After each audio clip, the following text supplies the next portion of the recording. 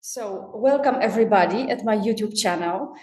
Today we have a great pleasure and I have a great pleasure to have a great guest, Alex Cloherty.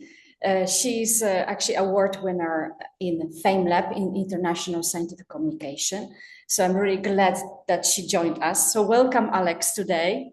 Good afternoon to you, because I'm actually recording it from Boston. So I hope that you will appreciate also view with buildings at MIT campus. So we chose this background with Alex because we thought that this also greatly symbolizes science, right, and how to communicate science to public. So we wanted to start with great guest, but also background which will hopefully also inspire Alex to bring something more and share with us about how we should actually, what is the best way to communicate science to public. So welcome, Alex, and how are you today in general?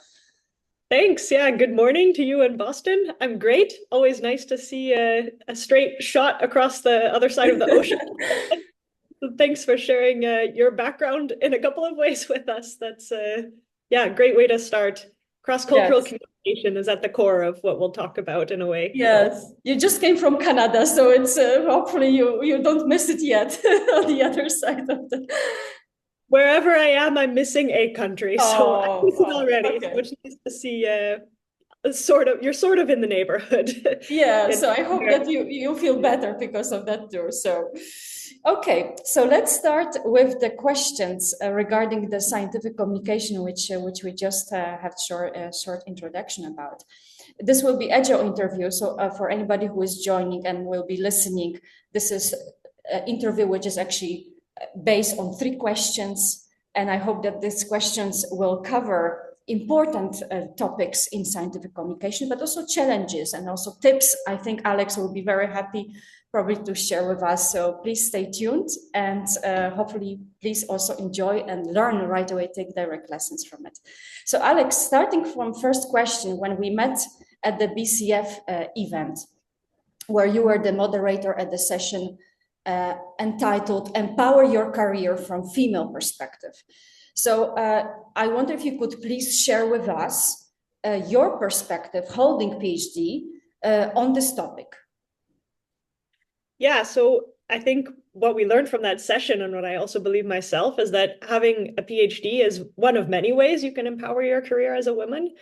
But if you have a PhD, I think empowering your career with it, using it to empower your career, it all starts with claiming the title, being sure people know that you have a PhD, you worked hard for it, you deserve to claim it, and then learning to communicate what it means. Because I think in academia, it's sort of taken for granted that, well, one, you need a PhD to empower your career in academia, and two, that the PhD is worth a lot. But that is a little different in industry, and that maybe you don't need a PhD in the same way, but it's a huge benefit if you have one. So you need to learn, tell people you have it, and to tell people why that makes you a very high-powered, potentially very career-driven person, why it gives you the skills in order to make those career dreams of yours come true. For instance, I always make sure if I'm in a meeting with people I haven't met before, or I try to always make sure, I of course fail sometimes too, but I say, I have a PhD in immunology, and now I'm more in marketing and communications in my career. So it might not seem obvious why that's useful. But for instance, in my PhD, as you said, I won a competition about scientific communication. So I honed my communication skills about science.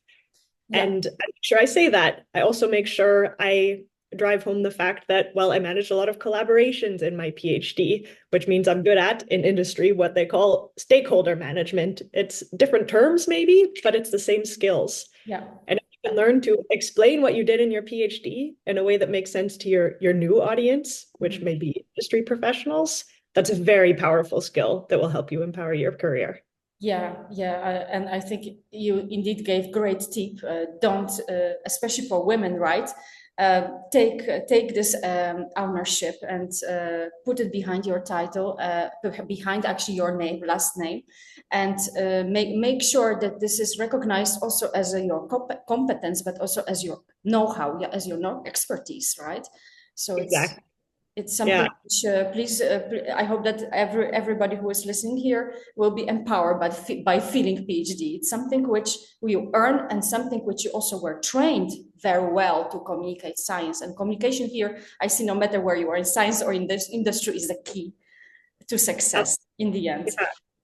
So step one, at least put it on your LinkedIn profile. Yes, put it on your LinkedIn profile, as we both do, right? Yes. So take example from Alex, but also from me. Great. Thank you very much for sharing it. And the second question will be more relevant when we think about the female perspective. We, of course, think also about the career development. And that's, of course, important step for many PhD students, which thinking, what I'm going to do after PhD, I'm going to do next postdoc, or I'm going to go to industry, and how to do it, how to start. So in your case, because I like to really bring your case because it's a really great one, progressing from PhD to science communicator, can you explain to us, and I know that it's challenging to do it in a short 3-step process, but if you could, please, if you could explain us in this 3-step process, how did you become award-winning scientific communicator? Yeah, so I've tried to distill it into 3 steps that I think are also applicable if your goal is different than becoming a science communicator. It's 3 steps to transitioning to a sort of new field. In my opinion, what worked for me was, number 1, hard work. I went over my 36-hour contract, to be sure, working on my communication skills. I spent a lot of weekends and evenings working on honing my skills to becoming better. Mm-hmm. Secondly, enthusiasm, which made the hard work possible.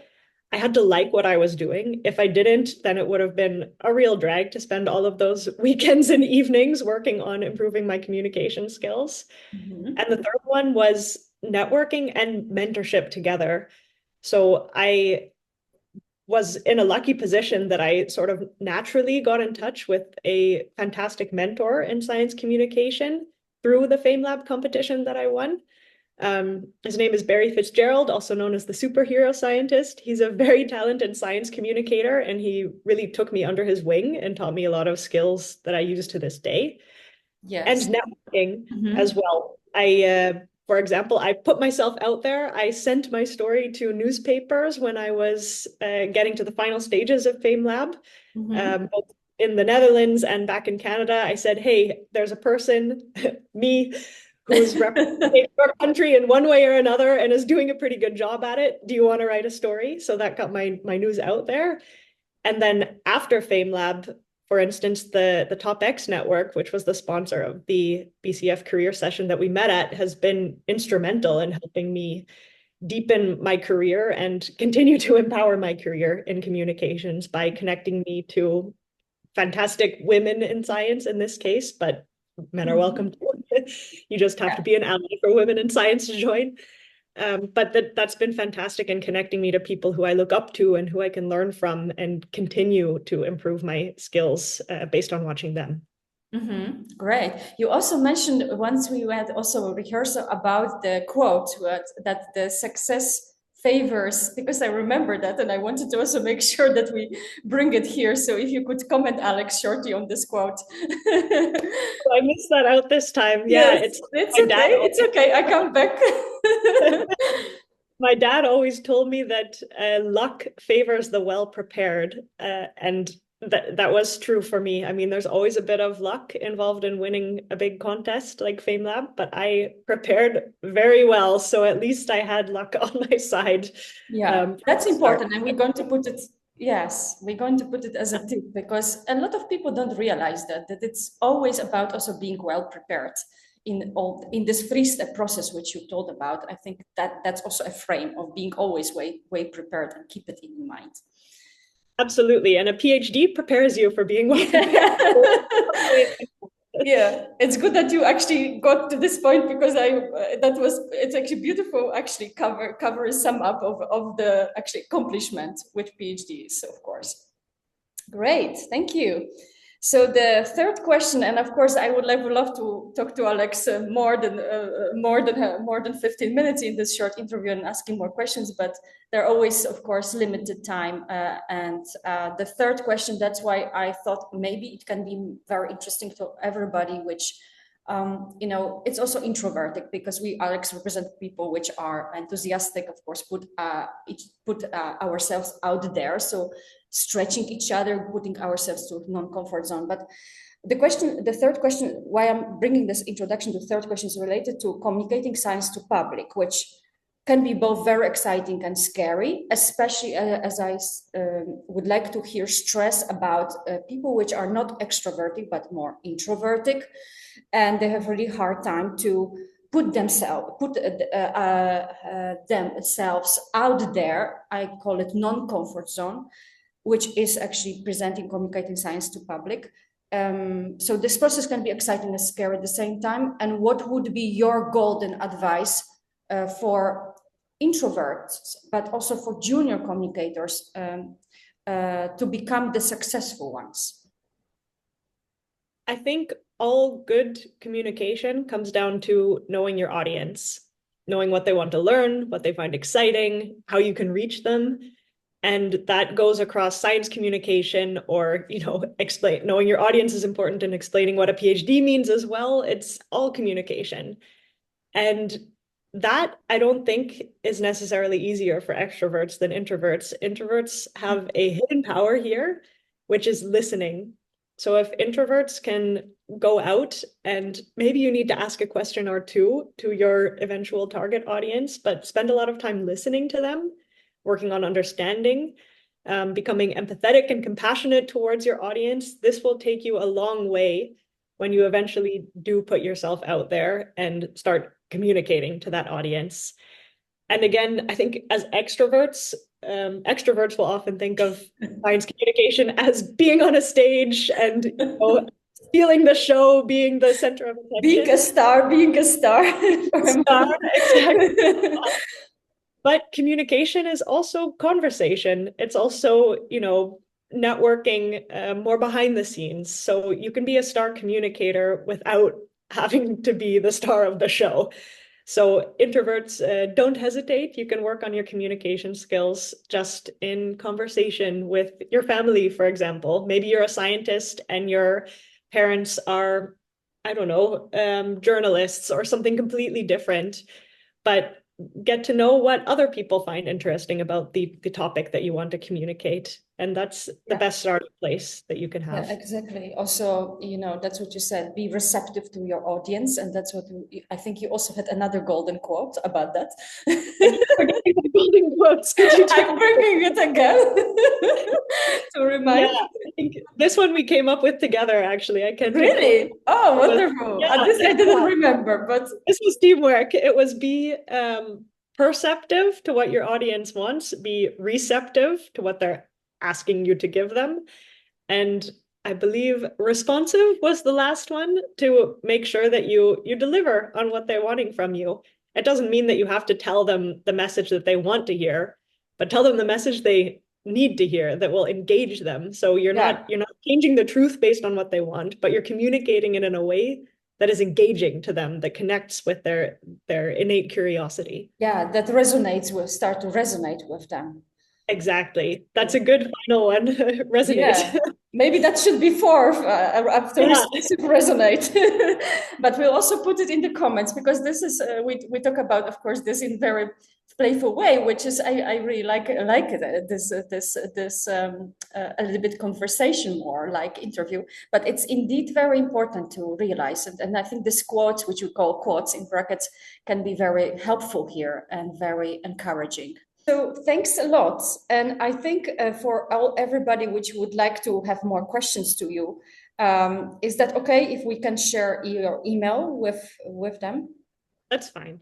Yes. So we'll share the email. And you guys, I know that there were 3 questions, and you probably have more questions to Alex to ask about scientific communication process and how to improve them, how to improve it, how to improve your scientific communication. So, and the communication, as I said, it's a key to success. a very broad perspective, both in academia and both in industry, and also in transition from academia to industry. So Alex, thank you very much. I'm really happy.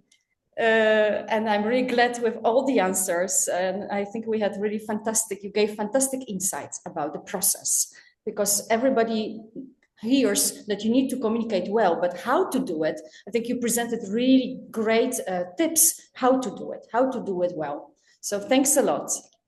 Thanks. I hope it's helpful to the listeners. Thank you.